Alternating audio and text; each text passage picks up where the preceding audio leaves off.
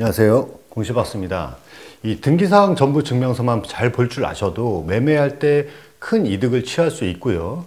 이 전세나 월세 계약할 때 보증금을 안전하게 지킬 수가 있습니다. 오늘 영상에서는 마지막에 팁이 나오니까 끝까지 시청 부탁드리겠습니다. 부동산 거래 계약을 하려면 반드시 확인해야 되는 서류가 있죠. 그것은 바로 등기사항 전부 증명서입니다. 특히나 현업에서 부동산 중개를 하고 계시는 수많은 공인중개사나 중개보조원분들도 필수적으로 알아야 되는 것이 이 서류죠. 이 등기사항 전부 증명서, 간단히 등기부라고 부를게요. 이 등기부를 볼 때 무엇을 확인해야 되는지, 그리고 그 확인한 것에 대해서 어떻게 대처해야 되는지 실무상에서 가장 많이 다뤄지는 부분에 대해서 요약 정리해 보겠습니다. 먼저 첫 번째로 등기부에서는 부동산의 실체 관계를 확인할 수 있습니다. 두 번째는 소유주가 누구인지, 그리고 이 소유주가 부동산 소유권에 대한 분쟁이 있다거나 다른 금전적 문제 때문에 해당 부동산에 압류 등이 걸려 있는지도 확인할 수가 있죠. 이 부분을 잘 알면 매매할 때 횡재할 확률이 높아집니다. 마지막 세 번째는 부동산을 담보로 한 대출 여부와 만약 대출 중이라면 얼마 정도의 금액을 쓰고 있는지, 그리고 전세를 놓았다면 전세 보증금에 대한 전세권 설정 등을 알 수가 있습니다. 이 부분은 전세 계약을 할 때 반드시 확인하셔야 되는 부분입니다. 크게 이렇게 세 가지 정도로 보시면 되는데요. 이 부동산 거래를 하려면 여러분들은 앞에 세 가지는 반드시 기억을 하셔야 됩니다. 이 정도만 파악할 줄 아신다면 우리가 살아가면서 이 부동산 거래할 때 발생하는 각종 사건 사고에 연루되지 않을 수 있을 뿐만 아니라 나름 똑똑하다는 얘기까지 듣고 사실 수가 있겠죠. 제 개인적인 생각으로는 등기부를 해석하는 방법처럼 살아가면서 꼭 필요한 지식들은 학생 때부터 필수로 배워야 되지 않을까라고 생각을 해봅니다. 어쨌든 방금 말씀드린 세 가지가 등기부 안에 고스란히 들어가 있습니다. 표제부, 갑부, 을구라는 항목 안에 말이죠.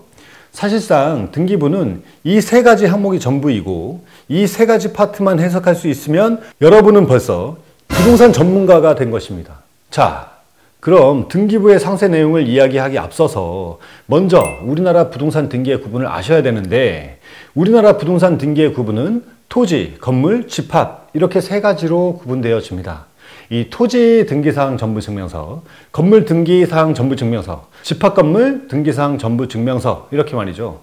이 각각의 등기부에는 앞에서 얘기한 표제부, 갑구, 을구 항목이 모두 기입되어 있을 겁니다. 자, 헷갈리지 마시고 잘 정리해 보세요. 토지는 대지, 전, 답, 임야 같은 것이고, 건물은 하나의 독립적인 건물로 등기된 건물을 의미하겠죠. 일반 주택, 다가구 주택, 상가 건물 같은 것이라고 할 수 있는데, 집합 건물은 아파트, 연립주택, 오피스텔, 구분상가 등이 있는데, 이 집합 건물이 일반 건물과 다른 점은 한 동의 건물을 여러 개로 구분해서 등기한다는 것입니다. 이게 무슨 말이냐면 건물 한 동에 소유주가 여러 명이라는 뜻입니다. 그래서 집합 건물 등기부는 동 호수별로 확인을 할 수가 있고, 건물과 토지, 지분, 즉 대지권이 함께 나옵니다. 여러분이 다가구 주택 같은 일반 건물을 매매하려면 토지, 건물 등기부 둘 다 각각 확인해야 됩니다. 그런데 아파트와 같은 집합 건물에는 각 호수에 대한 집합 건물 등기부만 있습니다. 별도의 토지 등기부가 없는 것이죠. 집합 건물 등기사항 전부 증명서 하나로 부동산의 면적, 주소 및 각종 권리 관계를 파악하실 수가 있는 겁니다. 자, 여기까지 정리가 잘 되셨나요? 지금까지 말씀드린 것만 잘 이해하셔도 여러분은 부동산 등기사항 전부 증명서를 이해할 수 있는 전문가의 초석을 다졌다고 할 수 있습니다. 아마도 우리나라 국민 대다수는 이렇게 구성되어 있다는 것을 제대로 배워본 적이 없을 겁니다. 학교에서 배우지 않으면 따로 시간을 내서 공부하기가 어려운 영역이라고 할 수가 있는데, 내용은 어려워서가 아니라 살아가면서 경험할 일이 잘 없어서이겠죠. 아무튼 이 대학교의 부동산 학과나 공인중개사, 법무사, 세무사 같은 자격증 취득을 위해서 법률 공부를 해야만 접해볼 기회가 생기는데, 이번 기회에 꼭 알아두시길 바라겠습니다. 여러분의 인생에서 다른 것보다 비교적 큰 규모의 거래인 부동산 거래를 최소한 한 번 이상은 해야 되는데, 이 정도는 상식으로 알아두셔야 하겠습니다. 자, 이제 표제부, 갑구, 을구 설명 들어가겠습니다. 표제부에서 꼭 아셔야 될 것은 부동산의 주소와 면적 정도로 요약할 수 있습니다. 토지와 건물에 대한 실제 정보를 파악할 때 가장 중요한 내용입니다. 여러분이 토지가 100평으로 알고 거래하려고 하는데 등기부를 열람했더니 표제부에 50평으로 되어 있다면 어쩝니까? 이걸 모르고 거래하면 큰 낭패가 되겠죠. 자, 이 표제부는 실제 주소와 면적을 파악하는 용도가 가장 중요하다. 이 정도로 생각하시면 되겠습니다. 그리고 아파트나 오피스텔, 연립주택 같은 집합 건물의 경우에는 다음의 두 가지를 꼭 체크하셔야 됩니다. 하나는 건물의 면적, 즉 전유 부분이라고 하는 전용 면적 부분입니다. 내가 매수하고자 하는 건물의 실제 면적을 확인할 수가 있는데요. 이 전용 면적과 분양 면적이 다른 건 아시죠? 흔히 분양 평수 34평 아파트라고 하면 이 전용 면적이 84. 제곱미터 등으로 표시되어 있을 겁니다. 이 다른 하나는 대지권의 표시 부분에 있는 대지권 종류와 대지권 비율이 정상적으로 되어 있는지 확인하셔야 됩니다. 정말 아주 가끔 대지권 미등기라고 되어 있는 것이 있는데 바로 집합건물 등기부 표제부에 대지의 표시 부분이 없는 경우도 있습니다.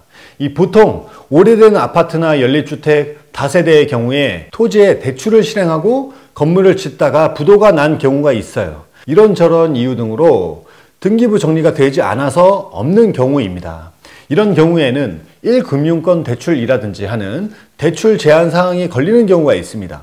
특히 공인중개사들께서 중개하시다가 1금융권 대출이 안 돼서 중개사고가 발생할 수도 있는 귀찮은 녀석이죠. 공인중개사는 반드시 매수자에게 대지권이 미등기되어 있다고 설명해 주셔야 됩니다. 통상 2금융에서는 대출이 가능하고요. 또 1금융에서도 취급할 수 있기는 합니다만 세심한 주의를 기울여야 되는 부분입니다. 자, 여기까지 이해하셨다면 등기부와 부동산의 실체 관계는 파악이 끝난 것입니다. 다시 한번 정리해 드릴게요. 이 표제부는 매매하실 때 반드시 중요하게 확인하셔야 되는 것이고 건물 토지 등기부에서는 면적을 잘 확인하시고 집합건물 등기부에서는 면적과 대지권 여부를 확인합니다. 이제부터 본격적으로 권리관계에 들어갈 건데 지금부터는 여러분들께서 뜻밖의 대박 거래를 할 수 있는 방법이 나옵니다. 바로 이것을 확인하시면 됩니다.